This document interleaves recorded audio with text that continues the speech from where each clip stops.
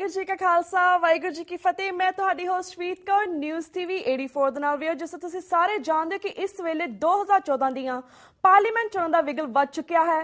ਇਸ ਵੇਲੇ ਬਹੁਤ ਸਾਰੀਆਂ ਪਾਰਟੀਆਂ ਨੇ ਆਪਣੇ ਉਮੀਦਵਾਰਾਂ ਦਾ ਐਲਾਨ ਵੀ ਕਰ ਦਿੱਤਾ ਹੈ। ਸ਼੍ਰੋਮਣੀ ਅਕਾਲੀ ਦਲ ਅੰਮ੍ਰਿਤਸਰ ਨੇ ਪੰਜਾਬ ਦੇ 13 ਪਾਰਲੀਮੈਂਟ ਹਲਕਿਆਂ ਚੋਂ ਚੋਣਾਂ ਲੜਨ ਦਾ ਐਲਾਨ ਕੀਤਾ ਹੈ ਅਤੇ ਆਪਣੇ ਉਮੀਦਵਾਰ ਵੀ ਐਲਾਨੇ ਹਨ। ਪਟਿਆਲੇ ਹਲਕੇ ਤੋਂ ਸ਼੍ਰੋਮਣੀ ਅਕਾਲੀ ਦਲ ਅੰਮ੍ਰਿਤਸਰ ਦੇ ਪ੍ਰੋਫੈਸਰ ਮੋਹਿੰਦਰਪਾਲ ਸਿੰਘ ਜਿਹੜੇ ਕਿ ਸ਼੍ਰੋਮਣੀ ਅਕਾਲੀ ਦਲ ਅੰਮ੍ਰਿਤਸਰ ਦੇ ਜਨਰਲ ਸੈਕਟਰੀ ਵੀ ਹਨ, ਮੈਦਾਨ ਵਿੱਚ ਹਨ। ਅਸੀਂ ਟੀਵੀ 84 ਨਿਊਜ਼ ਵੱਲੋਂ ਇਹ ਕੋਸ਼ਿਸ਼ ਕਰ ਰਹੇ ਹਾਂ ਕਿ ਅਸੀਂ ਅੱਡ-ਅੱਡ ਉਮੀਦਵਾਰਾਂ ਨਾਲ ਤੁਹਾਡੀ ਮੁਲਾਕਾਤ ਕਰਵਾਈਏ। ਇਹਨਾਂ ਉਮੀਦਵਾਰਾਂ ਤੋਂ ਅਸੀਂ ਇਹ ਵੀ ਜਾਣਨਾ ਚਾਹਾਂਗੇ ਕਿ ਉਹ ਕਿਹਨਾਂ ਮੁੱਦਿਆਂ ਨੂੰ ਆਧਾਰ ਬਣਾ ਕੇ ਮੈਦਾਨ ਵਿੱਚ ਉਤਰੇ ਹਨ ਅਤੇ ਜੇ ਉਹ ਚੁਣੇ ਜਾਂਦੇ ਹਨ ਤਾਂ ਸਿੱਖ ਨੁਕਤਾ ਨਿਗਾਹ ਤੋਂ ਉਹਨਾਂ ਦੀ ਕਾਰਗੁਜ਼ਾਰੀ ਕੀ ਹੋਵੇਗੀ। ਇਸ ਕੜੀ ਵਿੱਚ ਅੱਜ ਅਸੀਂ ਪ੍ਰੋਫੈਸਰ ਮੋਹਿੰਦਰਪਾਲ ਸਿੰਘ ਜੀ ਨਾਲ ਗੱਲਬਾਤ ਕਰਨ ਜਾ ਰਹੇ ਹਾਂ ਜੋ ਇਸ ਵੇਲੇ ਸਾਨਾ ਪਟਿਆਲੇ ਤੋਂ ਫੋਨ ਲਾਈਨ ਤੇ ਜੁੜ ਚੁੱਕੇ ਨੇ। ਜੀ ਪ੍ਰੋਫੈਸਰ ਸਾਹਿਬ, ਵਾਹਿਗੁਰੂ ਜੀ ਕਾ ਖਾਲਸਾ ਵਾਹਿਗੁਰੂ ਜੀ ਕੀ ਫਤਿਹ। ਵਾਹਿਗੁਰੂ ਜੀ ਕਾ ਖਾਲਸਾ ਵਾਹਿਗੁਰੂ ਜੀ ਕੀ ਫਤਿਹ ਜੀ। ਪ੍ਰੋਫੈਸਰ ਸਾਹਿਬ, ਚੋਣਾਂ ਸੰਬੰਧੀ ਗੱਲਬਾਤ ਕਰਨ ਤੋਂ ਪਹਿਲਾਂ ਅਸੀਂ ਚੋਣ ਕਮਿਸ਼ਨ ਵੱਲੋਂ ਹੋਲੇ ਮਹੱਲੇ ਦੇ ਮੌਕੇ ਤੇ ਅਨੰਦਪੁਰ ਸਾਹਿਬ ਵਿਖੇ ਸਿਆਸੀ ਕਾਨਫਰੰਸ ਤੇ ਲਗਾਈ ਪਾਬੰਦੀ ਅਤੇ 14 ਅਪ੍ਰੈਲ ਨੂੰ ਵਿਸਾਖੀ ਦੇ ਮੌਕੇ ਤਖਤ ਸ੍ਰੀ ਦਮਦਮਾ ਸਾਹਿਬ ਵਿਖੇ ਵੀ ਕੋਈ ਸਿਆਸੀ ਕਾਨਫਰੰਸ ਨਾ ਕਰਨ ਦੇ ਹੁਕਮ ਸੰਬੰਧੀ ਤੁਹਾਡੇ ਵਿਚਾਰ ਜਾਣਨੇ ਚਾਹਾਂਗੇ ਕਿ ਇਹ ਸਿੱਖੀ ਦੀ ਮੀਰੀ ਪੀਰੀ ਦੇ ਸਿਧਾਂਤ ਵਿੱਚ ਸਿੱਧੀ ਦਖਲ ਅੰਦਾਜ਼ੀ ਨਹੀਂ ਹੈ। ਇਸ ਬਾਰੇ ਤੁਸੀਂ ਕੀ ਕਹਿਣਾ ਚਾਹੋਗੇ? ਇਸ ਬਾਰੇ ਇਹ ਕਹਿਣਾ ਚਾਹਾਂਗੇ ਕਿ ਜਿਵੇਂ ਪਿਛਲੇ 50 ਸਾਲ ਦਾ 60 ਸਾਲ ਦਾ ਇਤਿਹਾਸ ਪੜ੍ਹਦੇ ਹਾਂ ਜੀ ਤਾਂ ਕੋਈ ਵੀ ਮੌਕਾ ਇਸ ਦੇਸ਼ ਦੀ ਜਿਹੜੀ ਕੇਂਦਰੀ ਹਕੂਮਤ ਹੈ ਉਹਨੇ ਨਹੀਂ ਛੱਡਿਆ, ਚਾਹੇ ਉਹ ਜਜਮੈਂਟ ਟਾਡਾ ਰਾਹੀਂ ਦਿੱਤੀ ਜਾਵੇ, ਚਾਹੇ ਉਹ ਇਲੈਕਸ਼ਨ ਕਮਿਸ਼ਨ ਰਾਹੀਂ ਦਿੱਤੀ ਜਾਵੇ, ਚਾਹੇ ਕੋਰਟ ਰਾਹੀਂ ਦਿੱਤੀ ਜਾਵੇ। ਕਿ ਇਸ ਕੌਮ ਨੂੰ, ਸਿੱਖ ਕੌਮ ਨੂੰ ਕਿਵੇਂ ਸਨੱਬ ਕਰਨਾ ਹੈ, ਉਹਦੇ ਸਿਧਾਂਤ ਨੂੰ ਕਿਵੇਂ ਸਨੱਬ ਕਰਨਾ ਹੈ। ਸੋ ਉਹਨਾਂ ਨੂੰ ਮੌਕਾ ਮਿਲਿਆ, ਉਹਨਾਂ ਨੇ ਜਾਰੀ ਕਰ ਦਿੱਤਾ ਹੁਕਮ ਜਿਹੜਾ ਸਾਡੇ ਤੇ ਸਿੱਧਾ ਅਟੈਕ ਸੀ, ਪਰ ਅਸੀਂ ਆਪਣੀ ਸਟੇਜ ਉੱਥੇ ਲਾਈ ਹੈ ਤੇ ਅਸੀਂ ਆਪਣਾ ਰਵਾਇਤੀ ਤੌਰ ਤੇ ਜਿਵੇਂ ਪਹਿਲਾਂ ਅਸੀਂ ਆਪਣੀਆਂ ਗੱਲਾਂ ਕਰਦੇ ਹਾਂ ਜੋ ਸਿੱਖ ਇਤਿਹਾਸ ਬਾਰੇ, ਜੋ ਮੀਰੀ ਪੀਰੀ ਦੇ ਸਿਧਾਂਤ ਬਾਰੇ, ਉਸੇ ਤਰ੍ਹਾਂ ਕੀਤੀਆਂ ਨੇ। ਇਹ ਚੈਲੰਜਿਸ ਸਾਡੇ ਜਨਮ ਤੋਂ ਹੀ ਕਿਸੇ ਨਾ ਕਿਸੇ ਰੂਪ ਵਿੱਚ ਸਾਨੂੰ ਮਿਲਦੇ ਆ ਰਹੇ ਨੇ ਤੇ ਖਾਲਸਾ ਇੰਨਾ ਸਮਰੱਥ ਹੈ ਕਿ ਇਹਦਾ ਜਵਾਬ ਦੇ ਸਕੇ। ਪਰ ਜਿਹੜੀ ਜਥੇਦਾਰ ਲੌਬੀ ਹੈ, ਜਿਹੜਾ ਅੱਜ ਬਾਦਲ ਦੇ ਰਾਹੀਂ ਪੂਰੀ ਤਰ੍ਹਾਂ ਇੱਕ RSS ਦੇ ਕਵਰ ਹੇਠਾਂ ਆ ਚੁੱਕੀ ਹੈ, ਉਹਨਾਂ ਨੇ ਕੋਈ ਸਾਰਥਕ ਇਹਦੇ ਬਾਰੇ ਵਿਚਾਰ ਨਹੀਂ ਪੇਸ਼ ਕੀਤੇ।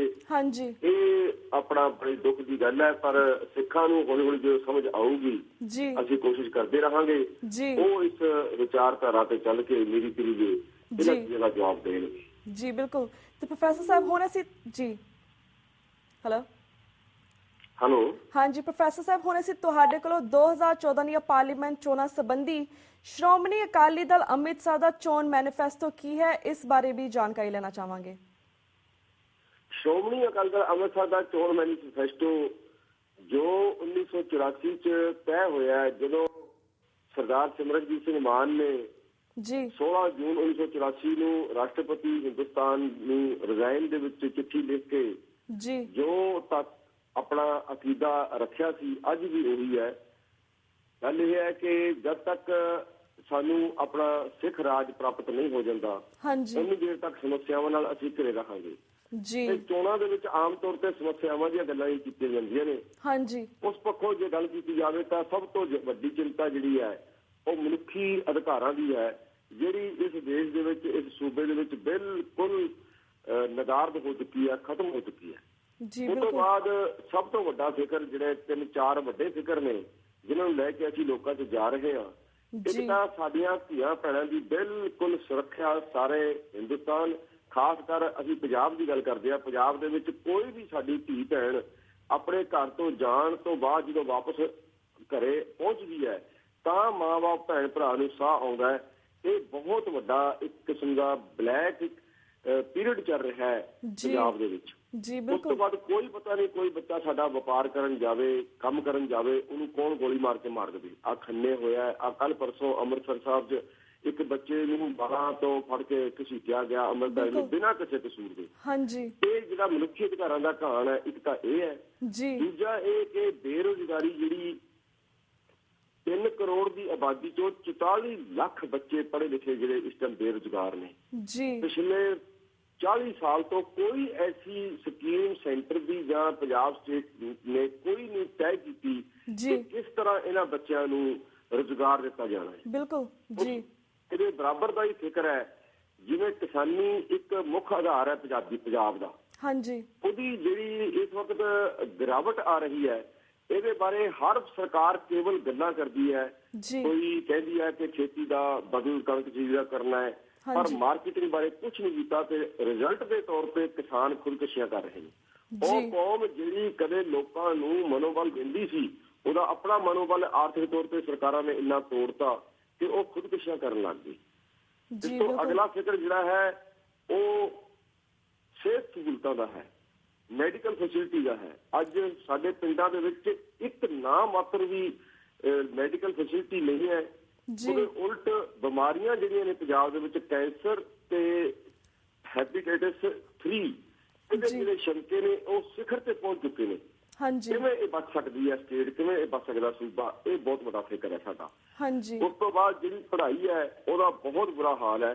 ਕੇਵਲ ਕੁਝ % ਲੋਕ ਜਿਹੜੇ ਬਹੁਤ ਜ਼ਿਆਦਾ ਪੈਸਾ ਕਿਸੇ ਨਾ ਕਿਸੇ ਤਰੀਕੇ ਆਪਣੇ ਕੋਲ ਕਮਾ ਲੈਂਦੇ ਨੇ, ਉਹਨਾਂ ਦੇ ਬੱਚੇ ਹੀ ਕੇਵਲ ਪੜ੍ਹ ਸਕਦੇ ਨੇ। ਕੰਪੀਟੀਸ਼ਨ ਦਾ ਜ਼ਮਾਨਾ ਹੈ। ਸਾਡੇ ਜਿਹੜੇ ਆਮ ਸਧਾਰਨ ਬੱਚੇ ਨੇ ਉਹ BA ਲੈਵਲ ਦੀ ਡਿਗਰੀ, ਬੈਚਲਰ ਡਿਗਰੀ ਪ੍ਰਾਪਤ ਕਰਨ ਤੋਂ ਬਾਅਦ ਸਿਰਫ ਇੱਕ ਐਪਲੀਕੇਸ਼ਨ ਹੀ ਲਿਖ ਸਕਦੇ ਨੇ, ਹੋਰ ਇਸ ਤੋਂ ਬਾਅਦ ਕੁਝ ਨਹੀਂ ਕਰ ਸਕਦੇ, ਜਿਹੜੀ ਆਮ ਪੜ੍ਹਾਈ ਦਾ ਸਿਸਟਮ ਹੈ। ਸੋ ਮੁਕਾਬਲੇ ਦੀ ਜਿਹੜੀ ਕੰਪੀਟੀਟਿਵ ਵਰਲਡ ਹੈ, ਉਹਦੇ ਮੁਕਾਬਲੇ ਦੀ ਜਿਹੜੀ ਐਜੂਕੇਸ਼ਨ ਹੈ ਉਹ ਦਿੱਤੀ ਜਾਣੀ ਬਹੁਤ ਜ਼ਰੂਰੀ ਹੈ। ਸੋ ਇਹ ਜਿਹੜੇ ਮੁੱਖ ਮੁੱਦੇ ਨੇ ਜਿਹੜੇ ਇਸ ਵਕਤ ਇੱਕ ਬਲੈਕ ਹੋਲ ਦੀ ਤਰ੍ਹਾਂ ਖੜੇ ਨੇ ਮੂੰਹ ਖੋਲ ਕੇ, ਜਿਹਦੇ ਵਿੱਚ ਪੰਜਾਬ ਗਰਕਿਆ ਜਾਣਾ ਹੈ, ਇਹਨਾਂ ਨੂੰ ਖਤਮ ਕਰਨਾ, ਇਹਨਾਂ ਚੀਜ਼ਾਂ ਨੂੰ ਤੇ ਰੋਕਣਾ ਸਾਡੀ ਪ੍ਰਾਇਓਰਟੀ ਹੈ। ਜੀ ਬਿਲਕੁਲ ਬਿਲਕੁਲ। ਤੇ ਵੀਰ ਜੀ ਜਿਹੜੀਆਂ ਬਾਹਰੀਆਂ ਸਿੱਖ ਸੰਗਤਾਂ ਉਹ ਤਾਂ ਰੱਬ ਅੱਗੇ ਹੀ ਅਰਦਾਸ ਕਰ ਸਕਦੀ ਕਿ ਸਾਰੀਆਂ ਜਿਹੜੇ ਪੰਜਾਬ ਦੀ ਸਿੱਖ ਸੰਗਤਾਂ ਤੁਹਾਨੂੰ ਵੋਟ ਦੇਣ। ਪਰ ਵੀਰ ਜੀ ਜਿਵੇਂ ਇੱਕ ਪਾਸੇ ਕਾਂਗਰਸ ਵੱਲੋਂ ਮਹਾਰਾਣੀ ਪ੍ਰਨੀਤ ਕੌਰ ਕਾਂਗਰਸ ਦੀ ਉਮੀਦਵਾਰ ਹੈ ਅਤੇ ਦੂਸਰੇ ਪਾਸੇ ਅਕਾਲੀਆਂ ਬਾਦਲ ਦਲੀਆਂ ਨੇ ਦੁਪਿੰਦਰ ਸਿੰਘ ਢਿੱਲੋਂ ਨੂੰ ਚੋਣ ਮੈਦਾਨ ਵਿੱਚ ਉਤਾਰਿਆ ਹੈ। ਇੰਨੇ ਧੜਾਨ ਤੇ ਰਿਸੋਰਸਫੁਲ ਕੈਂਡੀਡੇਟਸ ਨੂੰ ਫੇਸ ਕਰਨਾ ਸੌਖਾ ਕੰਮ ਨਹੀਂ। ਤੁਸੀਂ ਕਿਸ ਵਿਸ਼ਵਾਸ ਨਾਲ ਵੋਟਾਂ ਤੱਕ ਪਹੁੰਚ ਕਰੋਗੇ, ਇਸ ਬਾਰੇ ਵੀ ਵੇਰਵੇ ਦੇ ਨਾਲ ਜਾਣਕਾਰੀ ਦਿਓ। ਜਿੱਥੇ ਤੱਕ ਉਹਨਾਂ ਦੋਹਾਂ ਦੀ ਸ਼ਖਸੀਅਤ ਦਾ ਸਵਾਲ ਹੈ ਜੀ, ਪਾਰਟੀ ਪੁਆਇੰਟ ਆਫ ਵਿਊ ਨਾਲ ਜੇ ਢਿੱਲੋਂ ਨੂੰ ਦੇਖਿਆ ਜਾਵੇ, ਉਹ ਕੱਲ ਤੱਕ ਕਹਿੰਦਾ ਸੀ ਕਿ ਮੇਰੀ ਮਾਂ ਜਿਹੜੀ ਹੈ ਉਹ ਪ੍ਰਨੀਤ ਕੌਰ ਹੈ। ਸੋ ਉਹਦਾ ਫੇਸ ਬਹੁਤ ਦਾਗੀ ਹੈ ਤੇ ਅੱਜ ਉਹ ਅਕਾਲੀਆਂ ਨੂੰ ਆਪਣਾ ਪਿਓ ਮੰਨ ਰਿਹਾ ਹੈ। ਸੋ ਉਹਨਾਂ ਦੀ ਜਿਹੜੀ ਨਿੱਜੀ ਲਾਲਚ ਹੈ ਉਹ ਉਹਨਾਂ ਨੂੰ ਇੱਧਰ ਉੱਧਰ ਬਦਲਦੀ ਹੈ। ਇਸੇ ਤਰ੍ਹਾਂ ਮਹਾਰਾਣੀ ਪ੍ਰਨੀਤ ਕੌਰ ਬਾਰੇ ਵੀ ਕਹਿ ਸਕਦੇ ਹਾਂ ਕਿ ਪਿਛਲੇ 15 ਸਾਲ 'ਚ ਬੇਸ਼ੱਕ ਉਹ ਜਿੱਤ ਕੇ ਪਾਰਲੀਮੈਂਟ ਦੇ ਵਿੱਚ ਜਾਂਦੇ ਰਹੇ ਨੇ, ਪਰ ਉਹਨਾਂ ਨੇ ਮੁੱਖੀ ਅਧਿਕਾਰਾਂ ਬਾਰੇ ਜਾਂ ਸਿੱਖਾਂ ਦੇ ਜਿਹੜੇ ਘਾਣ ਹੋਏ ਨੇ, ਕਤਲ ਹੋਏ ਨੇ, ਉਹਨਾਂ ਨੇ ਇੱਕ ਵੀ ਲਫ਼ਜ਼ ਪਾਰਲੀਮੈਂਟ ਦੇ ਵਿੱਚ ਨਹੀਂ ਬੋਲਿਆ। ਨੰਬਰ 2, ਉਹਨਾਂ ਨੇ ਕਦੇ ਨਹੀਂ ਕਿਹਾ, ਪਬਲਿਕਲੀ ਨਹੀਂ ਕਿਹਾ ਤੇ ਪਾਰਲੀਮੈਂਟ ਵਿੱਚ ਵੀ ਨਹੀਂ ਕਿਹਾ ਕਿ ਜਿਹੜੇ ਆ ਜਗਦੀਸ਼ ਟਾਈਟਲਰ ਤੇ ਸੱਜਣ ਕੁਮਾਰ ਨੇ ਇਹਨਾਂ ਨੂੰ ਘੱਟੋ ਘੱਟ ਇਹ ਤਾਂ ਕਹਿ ਦਿੰਦੇ ਪ੍ਰਨੀਤ ਕੌਰ ਇੱਕ ਸਿੱਖ ਹੋਣ ਤੇ ਜਿਹਨਾਂ ਨੇ 84 ਵਿੱਚ ਰਿਜ਼ਾਈਨ ਜਿਸ ਪਰਿਵਾਰ ਨੇ ਕੀਤਾ ਸੀ 84 ਦੇ ਹਮਲੇ ਤੋਂ ਬਾਅਦ, ਆਹ ਜਿਹੜੇ ਲੋਕ ਨੇ ਇਹਨਾਂ ਨੂੰ ਛੇਤੀ ਗ੍ਰਿਫਤਾਰ ਕੀਤਾ ਜਾਣਾ ਚਾਹੀਦਾ ਹੈ। ਇਹ ਜਿਹੜੀਆਂ ਗੱਲਾਂ ਨੇ ਇਹ ਲੈ ਕੇ ਮੈਂ ਦੁਨੀਆ 'ਚ ਜਾ ਰਿਹਾ। ਤੇ ਦੂਜੀ ਗੱਲ ਇਹ ਹੈ ਕਿ ਮੁਸ਼ਕਿਲ ਮੈਨੂੰ ਕੇਵਲ ਇੱਕ ਆ ਰਹੀ ਹੈ ਕਿ ਮੇਰੇ ਕੋਲ ਆਰਥਿਕ ਸੋਰਸ ਜਿਹੜੇ ਨੇ ਉਹ ਘੱਟ ਨੇ। ਹੋਰ ਮੈਨੂੰ ਕੋਈ ਮੁਸ਼ਕਿਲ ਨਹੀਂ। ਲੋਕਾਂ ਦਾ ਕੱਲ ਵੀ ਮੇਰੇ 4 ਪ੍ਰੋਗਰਾਮ ਹੋਏ ਨੇ, ਉਹਨਾਂ ਦੇ ਵਿੱਚ ਬਹੁਤ ਵੱਡੀ ਪੱਧਰ ਤੇ ਲੋਕਾਂ ਨੇ ਸ਼ਮੂਲੀਅਤ ਕੀਤੀ ਹੈ। ਮੀਡੀਆ ਵਿੱਚ ਵੀ ਇਹ ਗੱਲ ਆ ਰਹੀ ਹੈ। ਉਹ ਮੈਨੂੰ ਕੋਈ ਪ੍ਰੋਬਲਮ ਨਹੀਂ। ਮੈਨੂੰ ਤਾਂ ਸਿਰਫ ਇਹੀ ਹੈ ਕਿ ਮੈਂ ਚਾਹੇ 10-10 ਰੁਪਏ ਇਕੱਠੇ ਕਰਾਂ ਸੰਗਤ ਤੋਂ, ਚਾਹੇ 50,000 ਰੁਪਏ ਇਕੱਠੇ ਕਰਾਂ, ਕਿਉਂਕਿ ਮੈਨੂੰ ਪਤਾ ਹੈ ਕਿ ਜਿਹੜੇ ਲੋਕ ਆਮ ਲੋਕ ਨੇ ਜਿਹੜੇ ਸਾਨੂੰ ਪਿਆਰ ਕਰਦੇ ਨੇ, ਜਿਹੜੇ ਸਿਧਾਂਤ ਨੂੰ ਚਾਹਦੇ, ਜਿਹਨਾਂ ਨੂੰ ਲੋੜ ਹੈ ਚੇਂਜ ਦੀ, ਉਹਨਾਂ ਦੇ ਕੋਲ ਪੈਸਾ ਨਹੀਂ ਹੈ। ਦੂਜੇ ਪਾਸੇ ਆਹ ਜਿਹੜੇ ਲੋਕ ਨੇ ਇਹ ਹੋਲਡਰ ਨੇ, ਇਹ ਲੋਕ ਜਿਹੜੇ ਨੇ ਇਹ ਵਪਾਰ ਕਰਦੇ ਨੇ 2 ਨੰਬਰ ਦਾ, ਚਾਹੇ ਉਹ ਨਸ਼ਿਆਂ ਦਾ ਹੋਵੇ, ਚਾਹੇ ਉਹ ਤਸਕਰੀ ਦਾ ਹੋਵੇ, ਚਾਹੇ ਹਿਊਮਨ ਤਸਕਰੀ ਦਾ ਹੋਵੇ, ਜਿਸ ਤਰ੍ਹਾਂ ਦਾ ਵੀ ਇਹ ਵਪਾਰ ਕਰਦੇ ਨੇ ਉੱਥੋਂ ਵੱਡੀ ਪੱਧਰ ਤੇ ਪੈਸਾ ਆਉਂਦਾ ਤੇ ਇਹ ਫਿਰ ਚੋਣਾਂ ਦੇ ਵਿੱਚ ਉਹਨਾਂ ਨੂੰ ਲਗਾਉਂਦੇ ਨੇ ਗਲਤ ਤਰੀਕੇ ਦੇ ਨਾਲ। ਬਸ ਉਹੀ ਮੇਰੀ ਤੁਹਾਡੇ ਮੀਡੀਆ ਰਾਹੀਂ ਵੀ ਸੰਗਤ ਨੂੰ ਬਾਹਰ ਵੀ ਬੇਨਤੀ ਹੈ ਕਿ ਕਿਸੇ ਨਾ ਕਿਸੇ ਤਰੀਕੇ ਸਾਨੂੰ ਵੋਟਾਂ ਦੀ ਤਾਂ ਥੋੜਾ ਆਰਥਿਕ ਸਪੋਰਟ ਦਿਓ, ਤਾਂ ਜੋ ਅਸੀਂ ਇਹਨਾਂ ਵੱਡੇ ਜਿਹੜੇ ਇਸ ਵਕਤ ਸਮਾਜ ਦੇ ਦੁਸ਼ਮਣ ਬਣ ਕੇ ਇੱਕ ਸੋਬਰ ਫੇਸ ਲੈ ਕੇ ਵਿਚਰ ਰਹੇ ਨੇ, ਅਸੀਂ ਇਹਨਾਂ ਦਾ ਮੁਕਾਬਲਾ ਕਰ ਸਕੀਏ। ਹੋਰ ਕੋਈ ਵੀ ਪ੍ਰੋਬਲਮ ਜਿਹੜੀ ਹੈ ਉਹ ਮੈਨੂੰ ਨਹੀਂ ਆ ਰਹੀ। ਮੈਂ 30-33 ਸਾਲ ਤੋਂ ਲੋਕਾਂ ਦੇ ਵਿੱਚ ਹੀ ਹੈ ਨਾ, ਲੋਕ ਮੈਨੂੰ ਚੰਗੀ ਤਰ੍ਹਾਂ ਜਾਣਦੇ ਨੇ, ਉਹਨਾਂ ਨਾਲ ਮੇਰੇ ਲਿੰਕ ਨੇ। ਅਦਰਵਾਈਜ਼ ਮੈਂ ਪਾਰਟੀ ਦਾ ਜਨਰਲ ਸਕੱਤਰ ਹਾਂ, ਇਸ ਕਰਕੇ ਜ਼ਿਲ੍ਹੇ ਦੇ ਸਾਰੇ ਇਲਾਕੇ ਜਿਹੜੇ ਅੱਜ ਮੇਰੇ ਕੌਂਸਟੀਚੁਐਂਸੀ ਦੇ ਵਿੱਚ ਆਉਂਦੇ ਨੇ, 9 ਵਿਧਾਨ ਸਭਾ ਹਲਕੇ, ਉਹਨਾਂ ਦੇ ਵਿੱਚ ਸਾਰੇ ਜਗ੍ਹਾ ਤੇ ਸਾਡੀ ਪਾਰਟੀ ਦੇ ਬੰਦੇ ਹਨ। ਉਸ ਮੈਂ ਅਕਸਰ ਵਿਚਰਦਾ ਰਹਿਣਾ ਤੇ ਇਸ ਤਰ੍ਹਾਂ ਦੀ ਮੈਨੂੰ ਸੋਸ਼ਲ ਜਾਂ ਲੋਕਾਂ ਤੱਕ ਅਪਰੋਚ ਕਰਨ ਦੀ ਕੋਈ ਪ੍ਰੋਬਲਮ ਨਹੀਂ ਹੈ। ਜਿਹੜੀ ਪ੍ਰੋਬਲਮ ਹੈ ਉਹ ਮੈਂ ਤੁਹਾਡੇ ਮੀਡੀਆ ਰਾਹੀਂ ਦੱਸ ਦਿੱਤੀ ਹੈ। ਉਹਦੇ ਬਾਰੇ ਮੈਨੂੰ ਜ਼ਰੂਰ ਆਸ ਹੈ ਕਿ ਕੋਈ ਨਾ ਕੋਈ ਸੁਣਨ ਵਾਲਾ ਮੇਰੀ ਮਦਦ ਕਰੇਗਾ, ਤੇ ਕਿਉਂਕਿ ਸਾਡੀ ਪਾਰਟੀ ਕੋਲ ਪੈਸਾ ਨਹੀਂ ਹੈਗਾ, ਅਸੀਂ ਕੋਈ ਇਹੋ ਜਿਹਾ ਮੀਨ ਨਹੀਂ ਯੂਜ਼ ਕੀਤਾ ਜਿਹਦੇ ਨਾਲ ਇਸ ਦੇਸ਼ ਦੇ ਵਿੱਚ ਪੈਸਾ ਆਉਂਦਾ ਹੈ। ਹੋਰ ਸਾਨੂੰ ਕੋਈ ਕਿਸੇ ਤਰ੍ਹਾਂ ਦੀ ਪ੍ਰੋਬਲਮ ਨਹੀਂ। ਸਾਡਾ ਇਖਲਾਕੀ ਜਿਹੜਾ ਸਾਡਾ ਬਹੁਤ ਉੱਚਾ ਹੈ। ਸਾਡੀ ਪਾਰਟੀ ਦਾ ਇਤਿਹਾਸ ਬਹੁਤ ਅਸੀਂ ਇੱਕ ਸੋਲਿਡ ਤਰੀਕੇ ਨਾਲ ਪ੍ਰੈਕਟੀਕਲੀ ਅਸੀਂ ਪ੍ਰੂਵ ਕਰ ਦਿੱਤਾ ਹੈ। ਉਹਨਾਂ ਚੀਜ਼ਾਂ ਦੇ ਵਿੱਚ ਸਾਨੂੰ ਕੋਈ ਪ੍ਰੋਬਲਮ ਨਹੀਂ ਹੈ। ਸਾਨੂੰ ਤਾਂ ਆਪ ਵਰਗੀ ਪਾਰਟੀ ਨੂੰ ਵੀ ਖਤਰਾ ਕੋਈ ਨਹੀਂ, ਕਿਉਂਕਿ ਆਪ ਹਜੇ ਉਹਨਾਂ ਗੱਲਾਂ ਤੇ ਗੱਲ ਕਰਨ ਲੱਗੀ ਹੈ। ਅਸੀਂ ਤਾਂ ਉਹਨਾਂ ਗੱਲਾਂ ਦੇ ਉੱਪਰ ਜਿਹੜੀ ਆਪ ਪਾਰਟੀ ਕਰਦੀ ਹੈ ਅਸੀਂ 30 ਸਾਲ ਤੋਂ ਪਹਿਰਾ ਦਿੰਦੇ ਹਾਂ।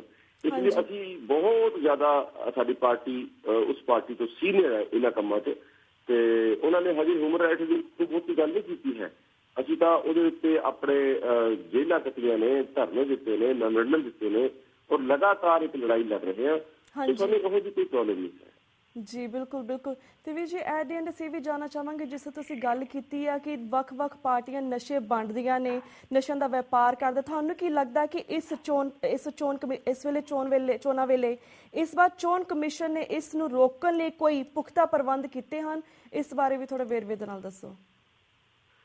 ਚੋਣ ਕਮਿਸ਼ਨ ਨੇ ਪਿਛਲੀਆਂ ਵਿਧਾਨ ਸਭਾ ਹਲਕਾ ਜਿਹੜੀਆਂ ਵਿਧਾਨ ਸਭਾ ਦੀਆਂ ਚੋਣਾਂ ਹੋਈਆਂ ਸੀ, ਜਦੋਂ ਪੰਜਾਬ ਸਰਕਾਰ ਬਣੀ ਹੈ ਦੁਬਾਰੇ, ਉਦੋਂ ਵੀ ਇਹੀ ਕੁਝ ਕਿਹਾ ਸੀ ਜੋ ਚੋਣ ਕਮਿਸ਼ਨ ਅੱਜ ਕਹਿ ਰਿਹਾ ਹੈ ਕਿ ਉਹ ਵੀਡੀਓਗ੍ਰਾਫੀ ਕਰਨਗੇ, ਉਹ ਆਪਣਾ ਅੱਡ-ਅੱਡ ਥਾਵਾਂ ਤੇ ਛਾਪੇ ਮਾਰਨਗੇ, ਸਾਨੂੰ ਸ਼ਿਕਾਇਤ ਕਰੋ, ਇਹ ਨੰਬਰ ਨੇ।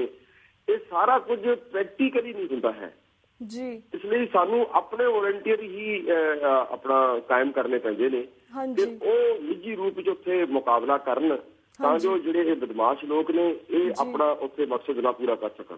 ਮੈਂ ਦਾਅਵੇ ਨਾਲ ਇਹ ਤਾਂ ਨਹੀਂ ਕਹਿ ਸਕਦਾ ਕਿ ਅਸੀਂ ਸਾਰਾ ਕੁਝ ਰੋਕ ਦਾਂਗੇ, ਪਰ ਅਸੀਂ ਆਪਣੇ ਵਰਕਰਜ਼ ਨੂੰ, ਵੋਲੰਟੀਅਰਜ਼ ਨੂੰ ਇਸ ਗੱਲੋਂ ਜ਼ਰੂਰ ਸੁਚੇਤ ਕਰਾਂਗੇ ਕਿ ਤੁਸੀਂ ਕਿਸੇ ਵੀ ਤਰ੍ਹਾਂ ਦੀ ਹੋਵੇ ਉਹਨੂੰ ਘੱਟੋ ਘੱਟ ਉਹਦਾ ਮੁਕਾਬਲਾ ਕਰੋ, ਉਹਦੀ ਵੀਡੀਓਗ੍ਰਾਫੀ ਨਿੱਜੀ ਰੂਪ ਚ ਕਰੋ।